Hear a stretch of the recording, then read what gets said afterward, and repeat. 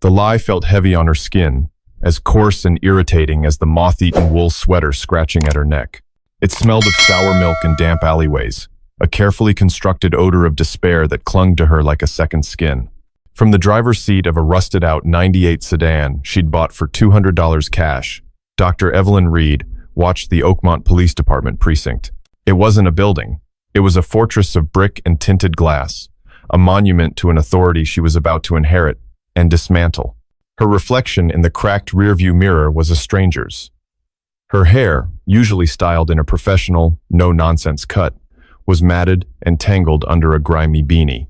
Her face, a canvas for a PhD in criminology, and a career built on data and de-escalation, was smudged with dirt.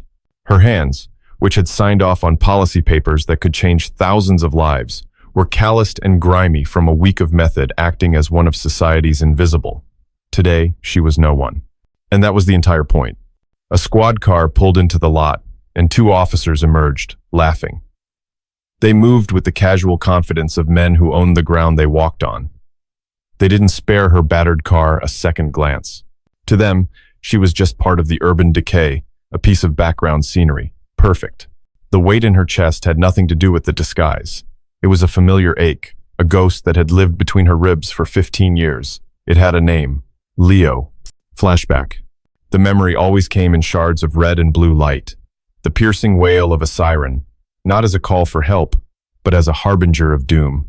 She was 25 then, all academic theory and youthful optimism, racing to a scene that her gut told her was wrong. She found her brother's car angled awkwardly against a curb, its driver's side door flung open like a broken wing. Leo. Her brilliant, loud, fiercely loving older brother. The one who taught her how to ride a bike and how to stand up to bullies. He was a musician, his hands made for coaxing melodies from a guitar, not for being cuffed behind his back. The official report was a sterile, bloodless document. It spoke of a routine traffic stop and a non-compliant subject. It used phrases like perceived threat and officer, involved shooting. It was a masterclass in bureaucratic language, expertly stripping the humanity from the act. It never mentioned the way Leo's laughter could fill a room. It never mentioned that he was on his way to a gig, his guitar in the back seat. It never mentioned that he was deaf in his left ear from a childhood infection and might not have heard the officer's commands clearly. It never mentioned the truth. Evelyn remembered standing at his graveside, the North Carolina humidity thick and suffocating. The polished wood of the casket gleamed under the unforgiving sun. She wasn't a strategist then, just a sister shattered by grief and rage. As they lowered him into the ground, she made a promise to the cold, silent earth. I won't just fight them, Leo. I'll become them. I'll change the system from the inside out. I'll burn the rot from the foundations. For you. That promise had forged her life. It drove her through her doctorate, through her early years in policy reform, through every bureaucratic battle and political landmine. It had led her here, to the driver's seat of this junker car, staring at the heart of the very system that had chewed her brother up and spit him out. Oakmont was the perfect storm. On paper, it was a charming southern city. In reality, it was a powder keg. An invisible line ran down Main Street. On one side, manicured lawns and historic homes. On the other, boarded up storefronts in communities that viewed the OPD not as protectors but as an occupying army. The city's previous police chief had retired in disgrace after a corruption scandal, leaving behind a department festering with distrust and whispers of a toxic internal culture. They called the most problematic clique of officers the Knights, a self-styled brotherhood that operated with impunity. When the city council offered her the job, they'd seen her as a perfect PR move, a highly educated, black woman who could be the new progressive face of law enforcement. They saw a symbol. They didn't see the fire in her gut. They didn't see Leo's ghost standing behind her. They wanted a reformer. They were about to get a reckoning. Her plan was unorthodox, risky, and bordered on insane. Her official start date wasn't for another 48 hours. The press conference, the handshakes, the scripted tour that was all for show. The real work started now.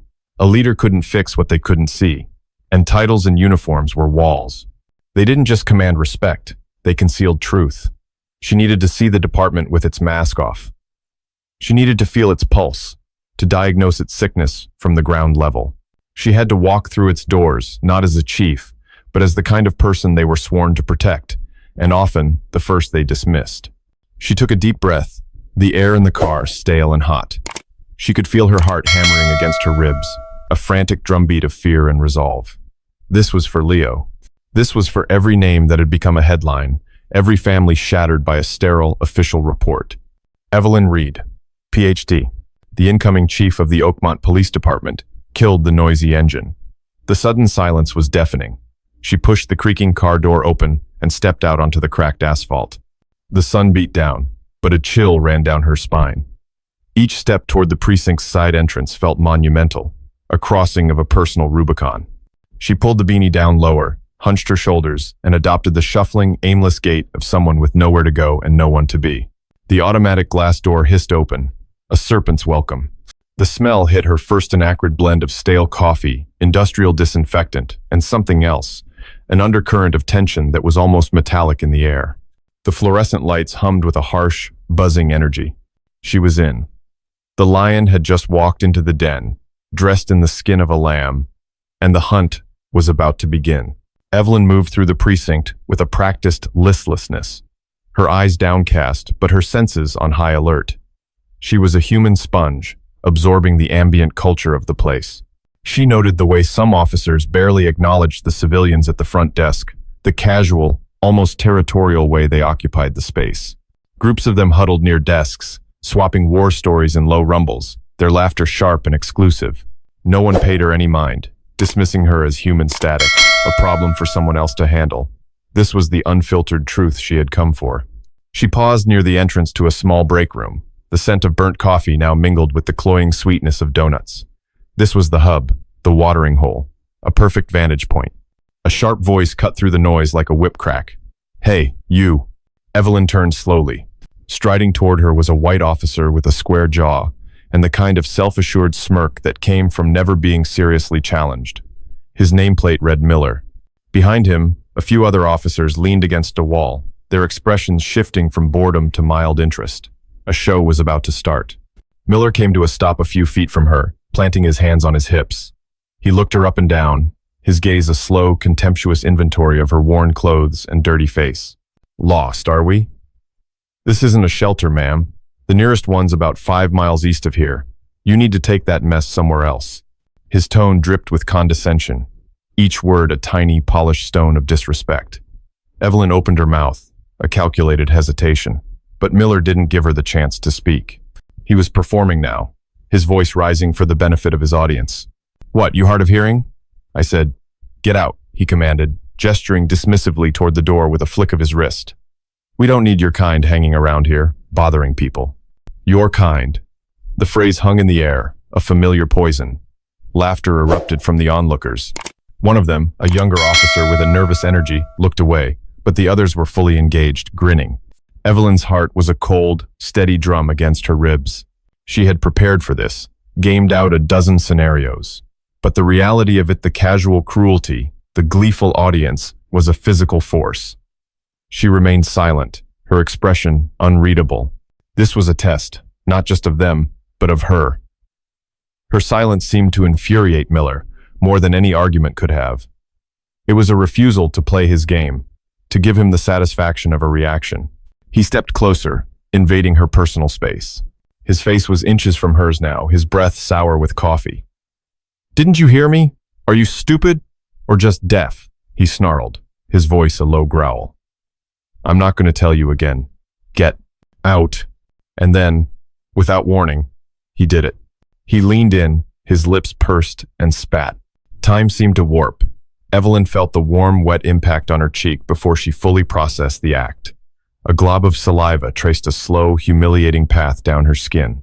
Around her, the laughter grew louder, more boisterous.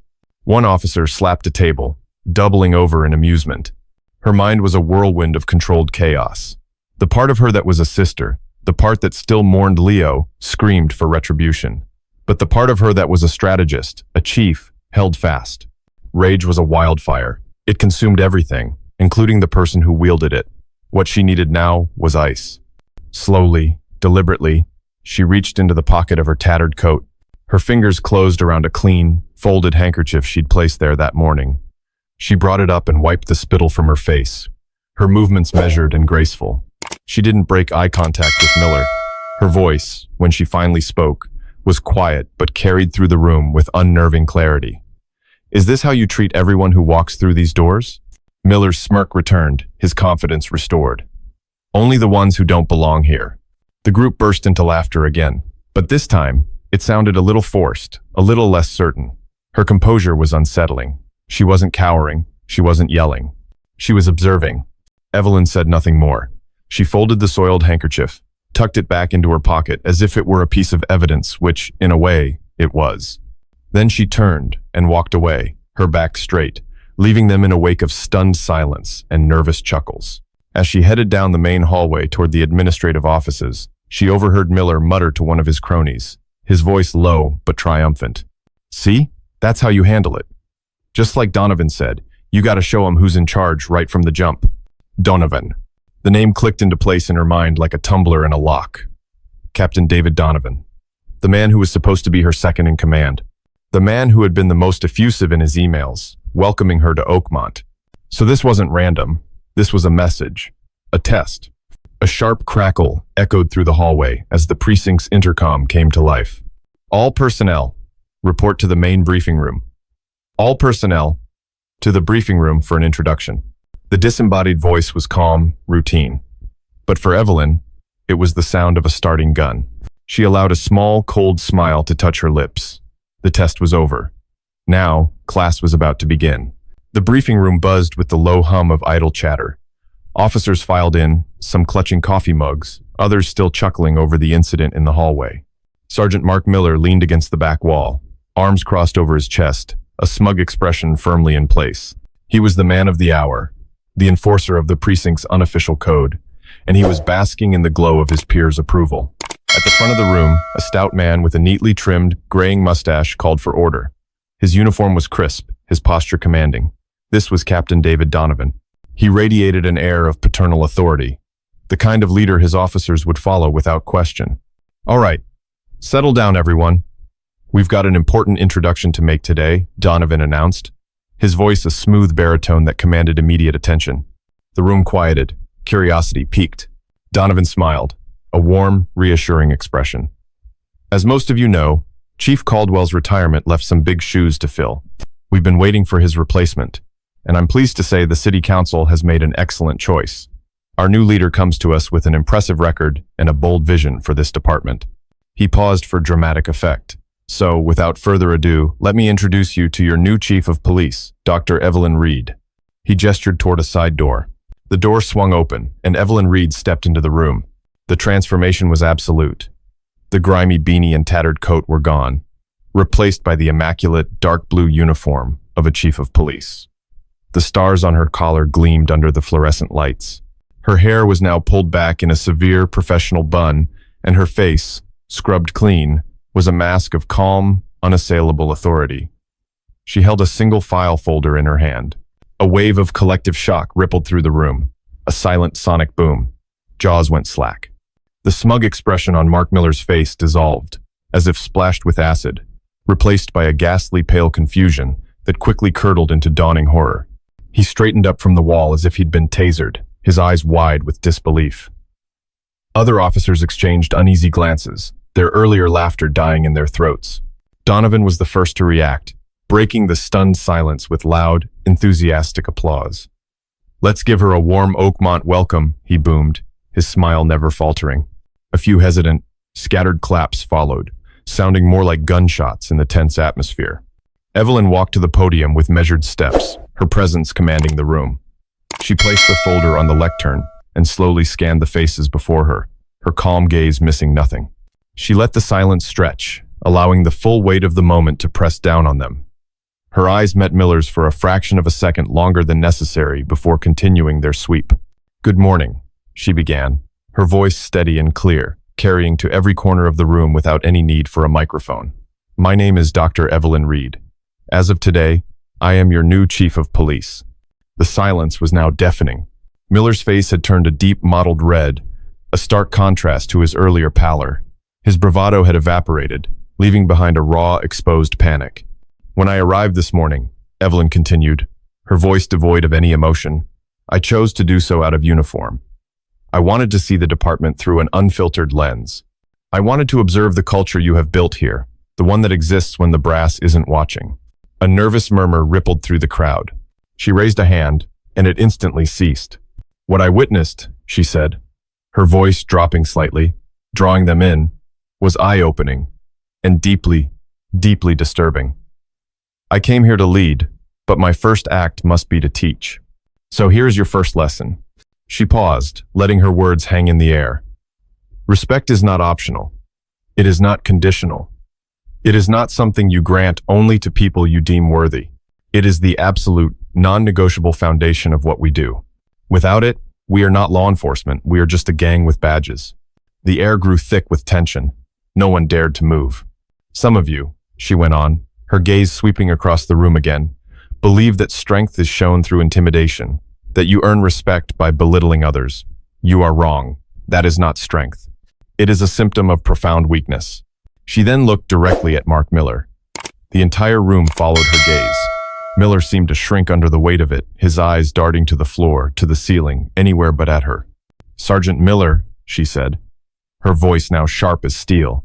You are suspended, effective immediately, pending a full internal investigation into your conduct. A collective gasp went through the room. Captain Donovan, she said, turning her head slightly to address her second-in-command. I want you to personally oversee the collection of Sergeant Miller's badge and weapon, and I want a full review of his service record and every complaint filed against him on my desk by noon. She had handed the executioner's axe to the man who had likely planned the party. Donovan, for the first time, looked momentarily taken aback, but he recovered instantly. Of course, Chief, he said, his voice a mask of professional compliance. Consider it done. He walked toward a crimson-faced Miller, who stood frozen in a state of public humiliation. Evelyn turned her attention back to the rest of the room. Let me be crystal clear. The culture that has been allowed to fester here, the one that celebrates cruelty and mistakes it for strengthens today. This is not just a warning, this is a promise. Now, get to work. She closed her folder with a soft, final click. The meeting was over. As the officers shuffled out in a stunned, silent procession, Donovan approached the podium. He stopped beside her, his expression a careful mixture of support and concern. A bold start, Chief, he said, his voice low. I admire your decisiveness. Miller crossed a line. I hope you know, he added, placing a hand briefly on her shoulder, that I am here to support you 100%. Anything you need to clean this place up, you have my full backing. His smile was perfect. His words were perfect. But as Evelyn looked into his eyes, she felt a chill that had nothing to do with the room's air conditioning. The game had been set, the first move made. But she had the unsettling feeling that she was playing on a board she didn't fully understand, against an opponent who had written the rules. The chief's office was spacious, impersonal, and smelled of lemon polish and old paper. It felt like a museum exhibit dedicated to the man who had preceded her. Evelyn stood at the wide window, looking down at the city of Oakmont. It was a patchwork of green trees and gray asphalt, of wealth and neglect. Her city now. Her problem.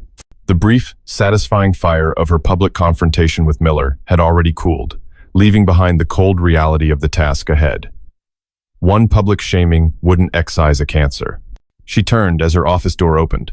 A young woman with sharp, intelligent eyes and dark hair pulled into a tight ponytail stood hesitantly in the doorway.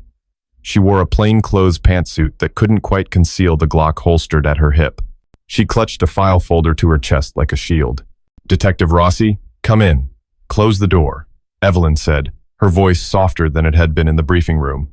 Detective Isabella Izzy Rossi did as she was told, her movements precise and wary.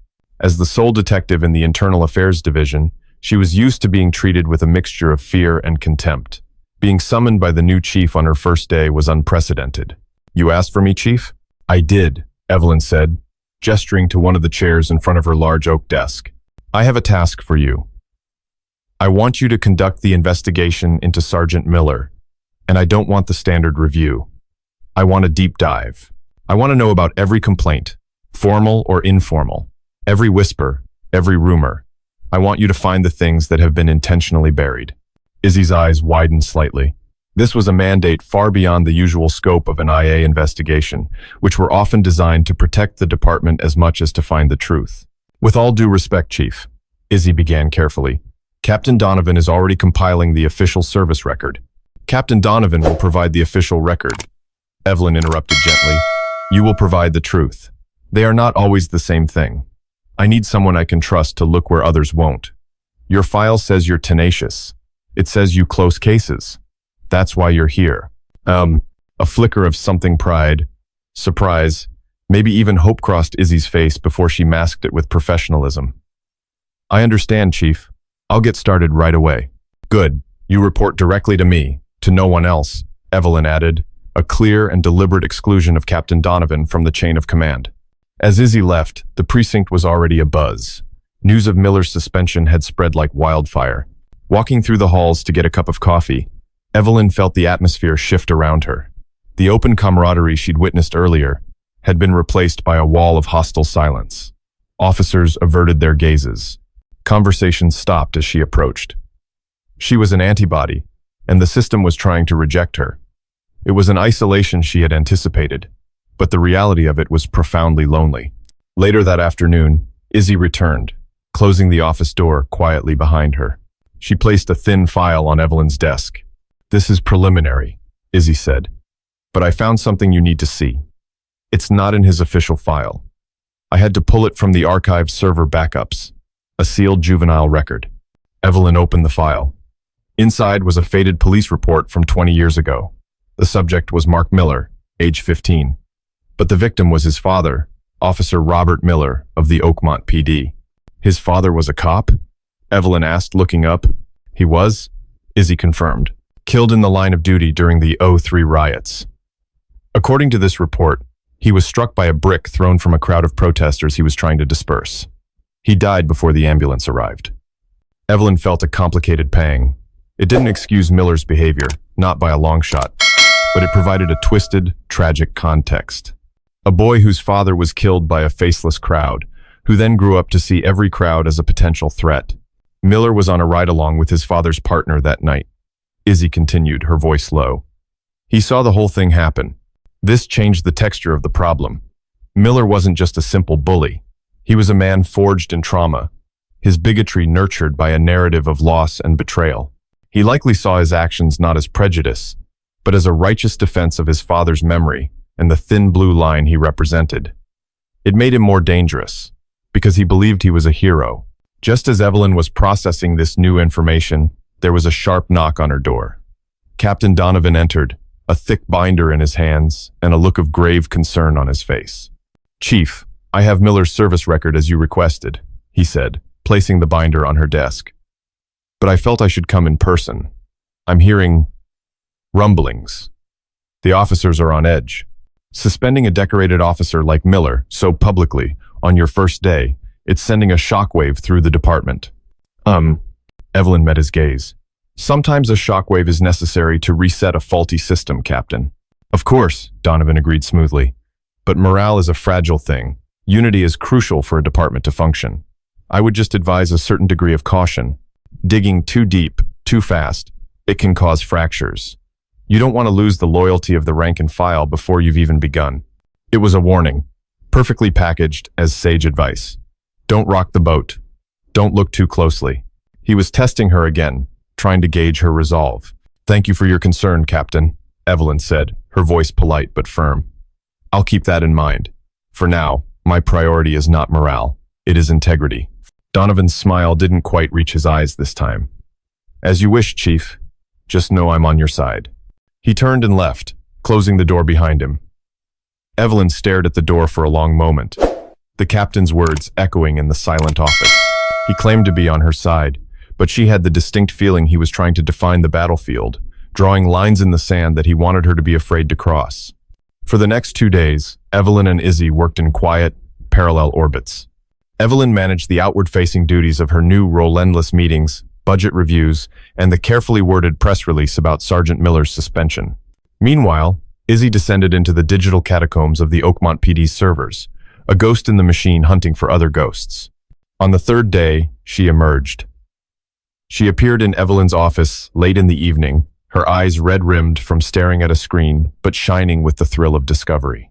She carried a tablet instead of a file. I found it, Chief, Izzy said, her voice a hushed, excited whisper. It's not just Miller. It's a pattern. A system. Oh, She laid the tablet on the desk and swiped through a series of documents. It was a disturbing mosaic of police work gone wrong. There were at least a dozen excessive force complaints filed over the last 5 years against a core group of about 8 officers. The names were recurring. Miller, of course, but also names like Kowalski, Diaz, and Chen, a diverse group, which made the problem more insidious than simple prejudice. They called themselves the Knights, just as the rumors suggested. Every single one of these complaints follows the same path, Izzy explained, her finger tracing a flowchart she'd created. The initial complaint is filed. A preliminary review is done by their direct sergeant, who almost always finds the officer's actions were within department guidelines. Then it goes up the chain for final sign-off. And every single time, for every one of these officers, the final approval to dismiss the complaint was signed by the same person. She tapped the screen, and a crisp, authoritative signature filled the display. Captain David Donovan. Evelyn felt a cold certainty settle in her stomach. Donovan wasn't just covering for his men, he was enabling them. He was the architect of their impunity. But it gets worse, Izzy said, her voice dropping lower. She pulled up a map of Oakmont, dotted with red pins. These are the locations of the incidents.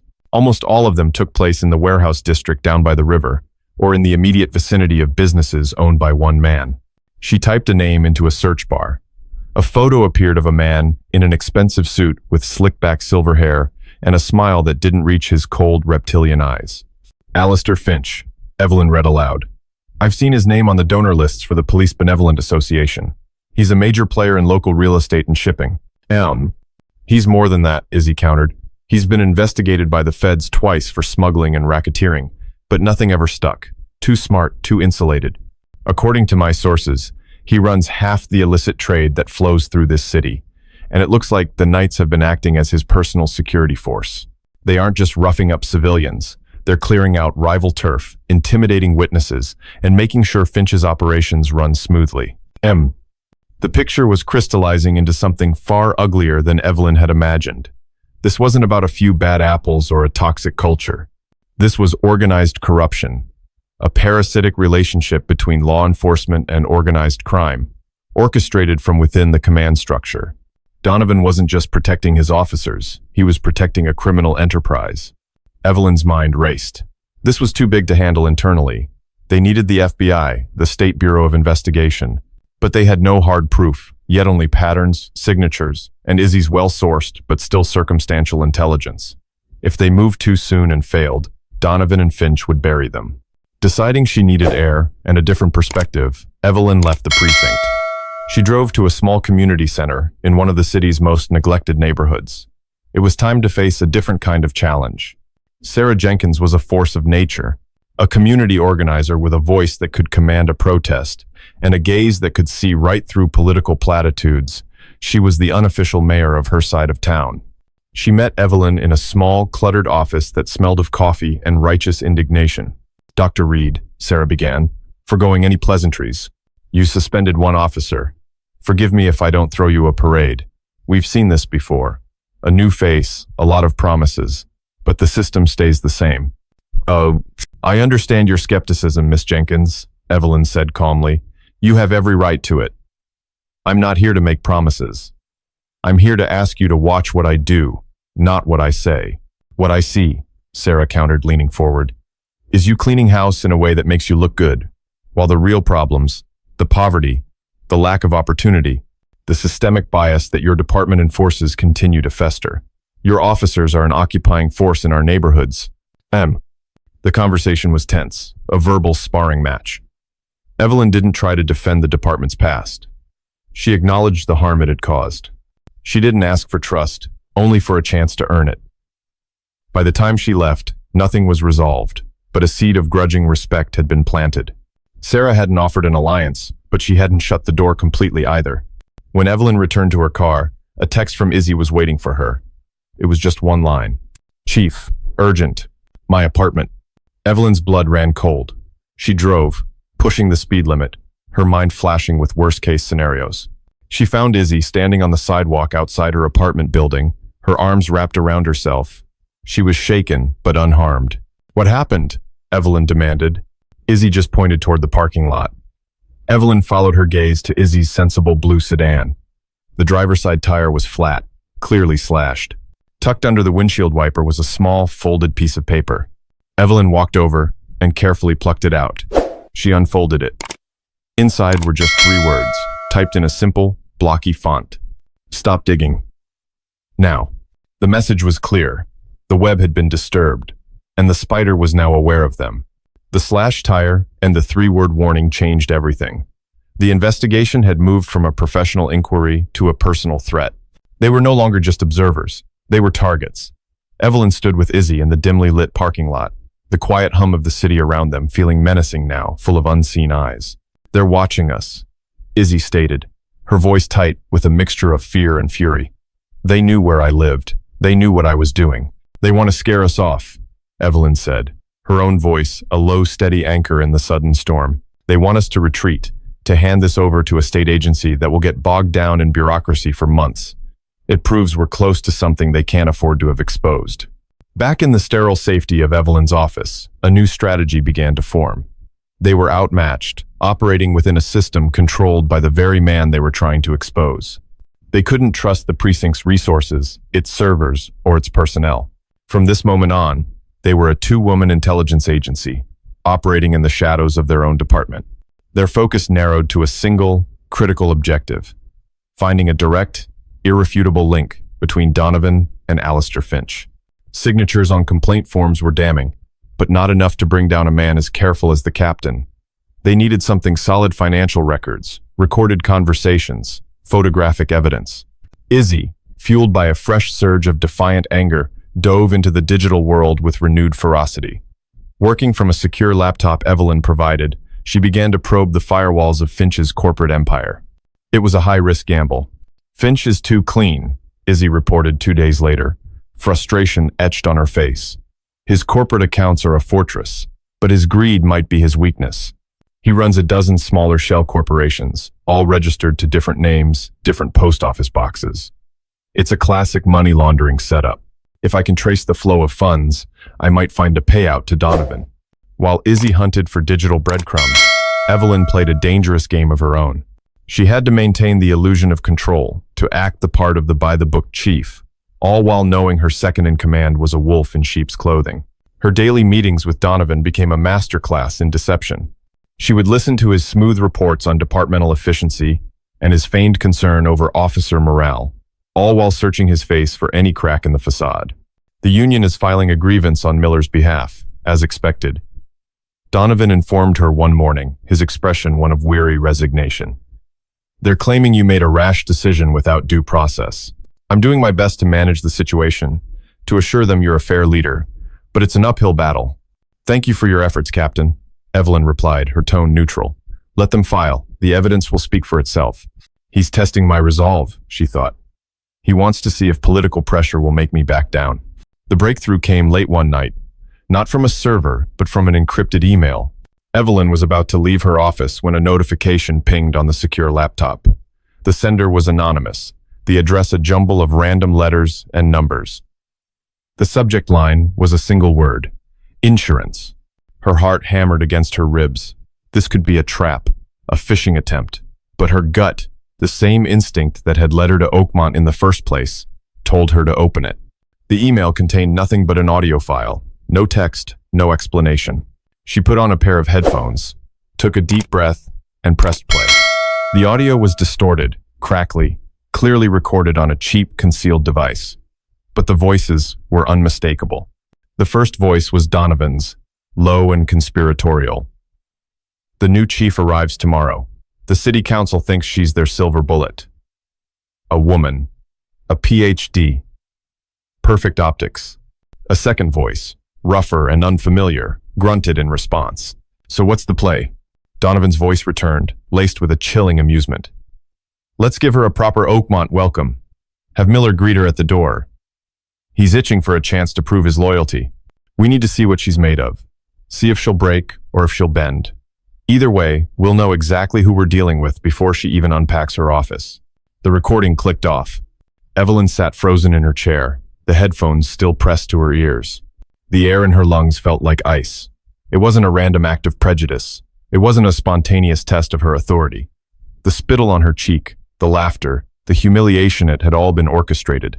It was a calculated move in a chess game she hadn't even known she was playing.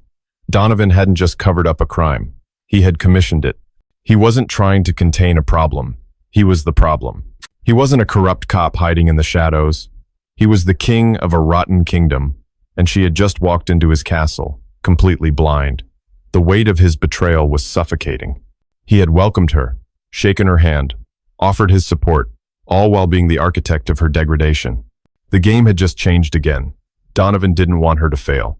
He had planned for her to fail, to be so overwhelmed by the toxic culture that she would either quit or be forced out, proving his cynical point that only an insider, only he, could truly run the department.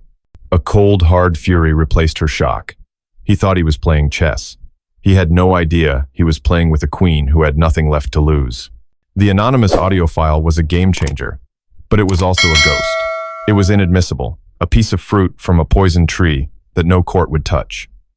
It gave Evelyn the truth, but it didn't give her a weapon. To take down a king, she couldn't use phantoms. She needed a real, flesh and blood soldier. And in a stroke of bitter irony, she realized the only person who could help her bring down Donovan was the man he had so callously used as his opening gambit. She needed Mark Miller. Finding him wasn't hard. A suspended cop with no badge and too much time on his hands has a predictable orbit. She found him in a dive bar on the industrial outskirts of town, the kind of place where the beer was cheap and the silence was heavy. The air was thick with the smell of stale cigarette smoke and regret. Miller was sitting alone at the bar, staring into a half-empty glass of whiskey. The arrogant swagger was gone, replaced by a sullen, simmering anger. He looked up as she approached, his eyes narrowing with a mixture of surprise and hostility. "What do you want?" he slurred, his voice rough. Evelyn didn't sit. She stood beside him, a deliberate choice to maintain a position of authority, even out of uniform. "I'm not here as your chief, Miller. I'm here because you and I have a common enemy." He let out a short, harsh laugh. "The only enemy I see right now is you. You hung me out to dry." "No," Evelyn said, her voice low and even. "I suspended you for what you did. Donovan is the one who hung you out to dry. He used you. He set you up to be the villain in a play he wrote." Miller scoffed, turning back to his drink. "I don't know what you're talking about. Don't you?" Evelyn pressed, her voice sharp. "He told you to show him who's in charge. He fed your anger, pointed you at me like a loaded weapon, and then stood back and watched the show. Did he visit you after you were suspended? Did he offer to help with your union rep? Or did he just cut you loose the second you were no longer useful?" Her words hit their mark. A flicker of doubt, of wounded pride, crossed Miller's face. He had been a loyal soldier, and his general had abandoned him on the battlefield. "I know about your father, Mark," she said, softening her tone slightly. "I know he was killed in the line of duty. I know you believe you're honoring his memory by being tough, by holding the line." He flinched, his knuckles turning white as he gripped his glass. "Don't you dare talk about my father." "I have to," she insisted. "Because Donovan is spitting on his memory. Your father died for his badge. Donovan is using his to line his own pockets and protect a criminal. He's not a cop. He's a racketeer wearing a uniform. And he used your loyalty, your pain, to do his dirty work. Does that sound like honor to you?" The questions hammered at the foundations of Miller's worldview. He was a man who lived by a flawed, prejudiced code, but a code nonetheless. Loyalty, brotherhood, honor. Evelyn was showing him how every one of those values had been betrayed by the man he trusted. He was silent for a long, tense moment, staring into his whiskey as if the answers were at the bottom of the glass. The internal conflict was warring across his face, the instinct to defend the thin blue line versus the bitter truth that he had been played for a fool. Finally, he drained his glass in one gulp and slammed it down on the bar. He didn't look at her. He reached into the inside pocket of his jacket, pulled out a small, cheap-looking USB flash drive, and slid it across the sticky surface of the bar toward her. "This was my insurance," he growled, his voice thick with resentment. "Donovan likes to talk. Thinks everyone is either scared of him or stupid. He's not always as smart as he thinks he is." Evelyn looked at the small piece of plastic. It was an olive branch, offered from a place of pure spite. Miller wasn't joining her cause out of a newfound sense of justice. He was doing it for revenge. For now, that was more than enough. "What's on it?" she asked. Proof that he's a snake, Miller said, pushing himself up from the bar stool. He threw a few crumpled bills on the counter. You do what you want with it, but you leave me and my father out of it from now on. He turned and walked out of the bar without another word, leaving Evelyn standing alone with the small, powerful key to Donovan's kingdom. She picked up the flash drive, its plastic casing warm from his pocket. It felt heavier than it looked, weighted with the potential to either save her city or get her killed. Back in the secure confines of her office, the contents of Miller's USB drive unspooled a new, more detailed map of Donovan's treachery. It was a collection of covertly recorded audio files, short, boastful conversations Miller had captured over the years. They were fragmented, often muffled, but damning. Donovan bragging about a lost evidence file for one of Finch's associates. Donovan instructing Miller to put the fear of God into a potential witness. Donovan laughing about how he could get any complaint to disappear into the system. It was the skeleton of a conspiracy. But Evelyn and Izzy still needed the flesh and blood, the irrefutable proof that would stand up in court. They needed to catch Donovan in the act. The recordings gave them the playbook. Now they had to set the stage. He's arrogant, Evelyn said, pacing her office while Izzy listened intently. That's his weakness. He believes he's untouchable. We're going to use that arrogance against him. The plan they devised was simple in its concept, but breathtakingly dangerous in its execution. They would manufacture a crisis within Alistair Finch's operation, a problem only Donovan could solve. They would bait a trap, and hope his greed and God complex would compel him to step into it. First, they needed an inside man allure. Evelyn thought of a young patrol officer, Ramirez, a quiet, diligent cop who had once, in a moment of private conversation, expressed his disgust with the department's old guard. He was a risk, but he was their best shot. Evelyn summoned him to her office, laid out a carefully redacted version of the situation, and asked for his help. She saw the fear in the young officer's eyes, the conflict between his career and his conscience. After a long, tense silence, he nodded. What do you need me to do, Chief? The second piece of the puzzle was more complicated. They needed a diversion, a significant one, something that would draw the attention of every officer loyal to Donovan, leaving him feeling isolated and in sole command. For that, Evelyn knew there was only one person she could turn to. Her second meeting with Sarah Jenkins was different. This time, Evelyn didn't come asking for trust. She came with a bargaining chip. In Sarah's small office at the community center, Evelyn played one of Miller's recordings, a clip of Donovan callously dismissing a complaint from a resident in Sarah's neighborhood. Sarah listened, her expression hardening with each word. I'm going to take him down, Miss Jenkins, Evelyn said when the audio ended. But I can't do it alone. I need a diversion, a protest, something that looks real enough to pull every available officer to the west side of the city for at least an hour. Sarah stared at her, her sharp eyes assessing, weighing. She was being asked to put her people on the line, to become a pawn in a police chief's secret war. This isn't a game, Chief, Sarah said, her voice low. I know that better than anyone, Evelyn replied, her own voice just as quiet. This is for every person whose complaint he buried, for every voice he silenced. Help me, and I promise you, when the dust settles, you and your community will have a permanent seat at the table, not as adversaries, but as partners. It was a gamble built on a shared desire for justice. After a long moment that stretched Evelyn's nerves to their breaking point, Sarah gave a slow, deliberate nod. Tell me when and where. The stage was set. The following evening, Officer Ramirez, his voice trembling slightly but holding firm, made a panicked call on a secure radio channel he knew Donovan monitored. Captain, we have a situation. One of Finch's shipments down at the wharf. It's been flagged by a DEA spot check. They're getting ready to seize it. It was a lie, of course, but a plausible one. As they'd hoped, Donovan didn't delegate. He told Ramirez to stand down and that he would handle it personally. Simultaneously, calls began flooding the 911 dispatch. A large, unsanctioned protest organized by Sarah Jenkins was blocking traffic near City Hall. It was loud, disruptive, and demanding every available officer for crowd control. The precinct emptied out, its resources stretched thin and focused miles away from the quiet, dark wharf. The trap was laid. Izzy, wired for audio and video, was already in position, concealed in the shadows of a stack of shipping containers overlooking the designated meeting spot. She watched as Alistair Finch's black luxury sedan pulled up, followed minutes later by Donovan's unmarked police vehicle. Evelyn was half a mile away in a surveillance van, watching the live feed from Izzy's camera, her heart pounding a frantic rhythm against her ribs. Her entire career, her promise to her brother, it all came down to the next 10 minutes. The camera feed showed Donovan getting out of his car, his silhouette stark against the harbor lights. He walked toward Finch with the confident stride of a man who believed he was in complete control of his world. The net was cast. Now, all they could do was wait for the sharks to take the bait. On the grainy monitor in the surveillance van, the scene played out like a silent movie. Evelyn watched as Donovan and Finch met between two looming stacks of shipping containers.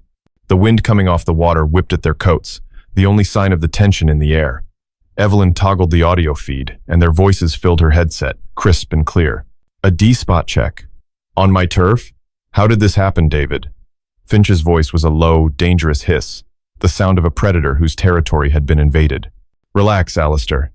Donovan's voice was a smooth balm of condescending reassurance. It's been handled. The feds are on a wild goose chase across town. But this kind of sloppiness, it's getting expensive. My new chief is sniffing around. My price for this kind of personal service is going up. Evelyn's knuckles were white where she gripped the edge of the console. That's it, Donovan. Keep talking. Your price? Finch scoffed. I've paid your price 10 times over. I own this department. You rent it. Donovan corrected him coolly. And the landlord is raising the rent. Now, did you bring the down payment, or did I come all the way down here for nothing? On the screen, Finch opened a briefcase. Even on the night vision camera, Evelyn could see the neat stacks of cash inside. This was it, the money shot, the undeniable proof. It's all there, Finch said. I trust that it is, Donovan replied, reaching for the case. Go, go, go. Evelyn spoke into her own comms unit. From the shadows, two unmarked vans screeched to a halt, boxing in the cul-de-sac of containers. Floodlights ignited, bathing the scene in a harsh, artificial daylight.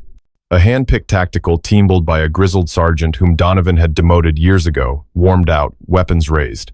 Up, freeze, hands where I can see them, the sergeant bellowed.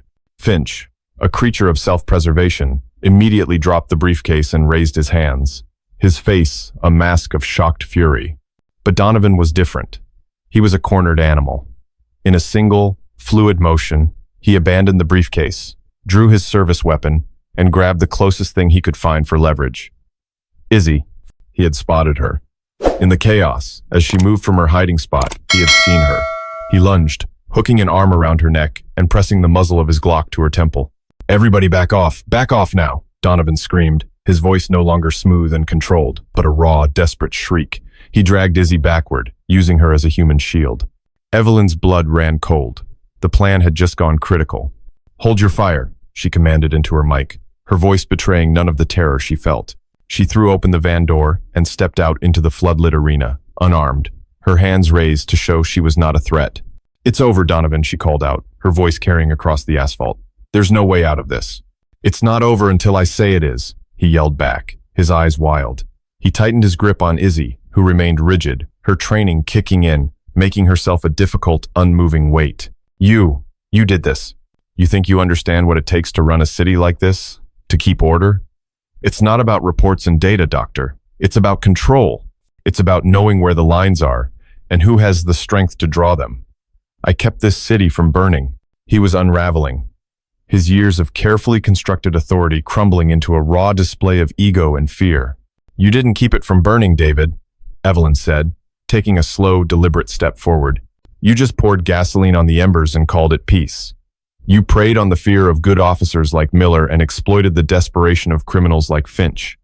That's not control. It's a protection racket. You know nothing. I know you're scared, Evelyn said, her voice dropping, becoming more intimate, more analytical. It was a technique she'd honed in countless interrogation rooms. Find the core emotion. Speak to the fear, not the rage. You're scared because for the first time in your life, you've lost control. You're not the king anymore. You're just a man with a gun, standing in a parking lot, about to throw away the rest of your life. She saw a flicker of hesitation in his eyes. She had reached him. She had bypassed the corrupt captain and was speaking to the terrified man underneath. It was the only opening Izzy needed. In that split second of Donovan's distraction, Izzy drove her heel down hard on his instep and slammed the back of her head into his nose with a sickening crunch. Donovan roared in pain, his grip loosening for a microsecond. It was enough. Izzy dropped and rolled away as the tactical team surged forward, tackling the disoriented and bleeding captain to the ground. The sound of his gun clattering across the asphalt was the sweetest sound Evelyn had ever heard. Within seconds, it was over. Donovan was in cuffs, his face pressed to the pavement, screaming curses. Finch was being led away, his expensive suit now disheveled. As one of the officers helped a shaken but composed Izzy to her feet, Donovan twisted his head to look at Evelyn, his eyes burning with a venomous hatred. "You won," he spat, blood dripping from his mouth. "You won the battle, Reed. But you're going to lose this war. You have no idea what you've just started." The words were a threat, a prophecy of the long, hard road ahead. But standing there, under the harsh glare of the floodlights, with the architect of the city's rot in chains, Evelyn felt something she hadn't felt in 15 years. Hope. 3 months later, the Oakmont Police Department was a place transformed. The air itself felt different, lighter, cleaner.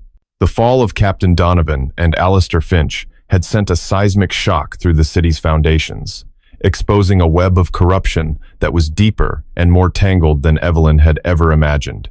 The subsequent federal investigation had been a painful but necessary surgery, excising the cancerous tissue of the Knights and their network of enablers. Several officers were indicted. Others, seeing the writing on the wall, had simply resigned. The process was messy and brutal. The department was bruised, understaffed, and regarded with a fresh wave of public cynicism. Donovan's prophecy of a long war felt truer than ever. But for the first time, the wounds were open to the air, ready to be healed, rather than left to fester in the dark. Evelyn found Mark Miller not in a bar, but on the porch of a small, tidy house he was renovating. His hands, once used to grip a baton, were now calloused from a hammer and saw. After providing testimony against Donovan in exchange for a plea deal, he had been dishonorably discharged, but had avoided prison time. He looked thinner, stripped of the false bravado that had once defined him. He didn't invite her in. They stood on the lawn, an awkward distance between them. "Heard you're making waves," Miller said, his voice quiet, lacking its former edge. "I'm trying to right the ship," Evelyn replied. He nodded, looking down at his worn work boots. "My father, he believed in the badge. He really believed it meant something. Donovan, he made a mockery of it, of him." He finally looked up, his gaze meeting hers directly for the first time without hostility. "Thank you."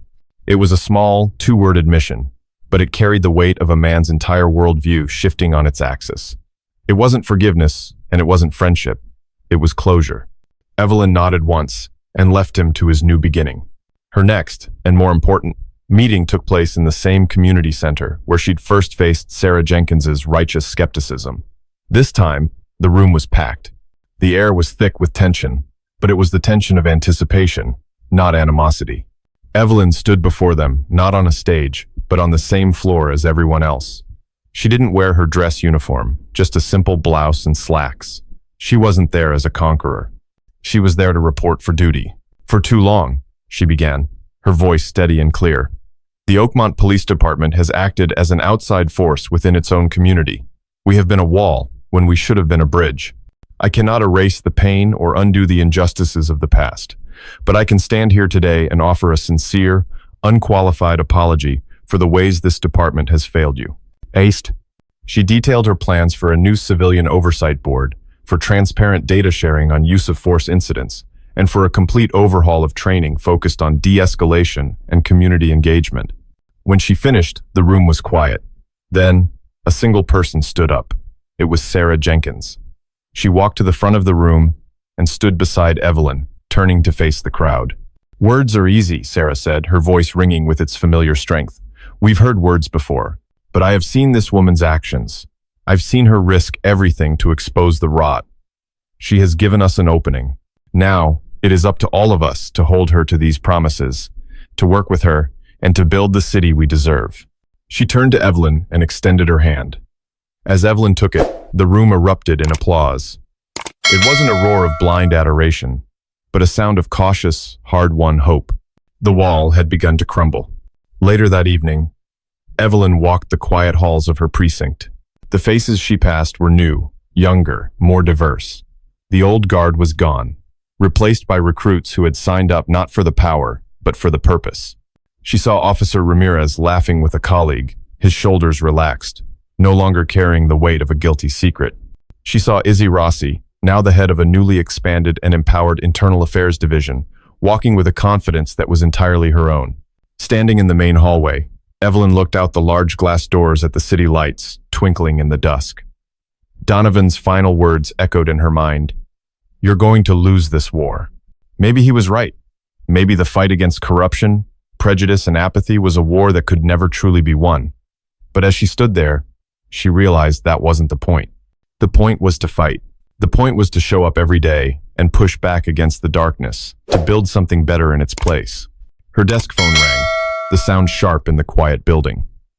It was the dispatch, a calm voice reporting a domestic disturbance call on the east side, a situation escalating quickly. A new crisis, a new fire to put out. Evelyn picked up her jacket. The fight was far from over. In fact, it was just beginning. "I'm on my way," she said, and walked out into the night, toward the first light of a new dawn.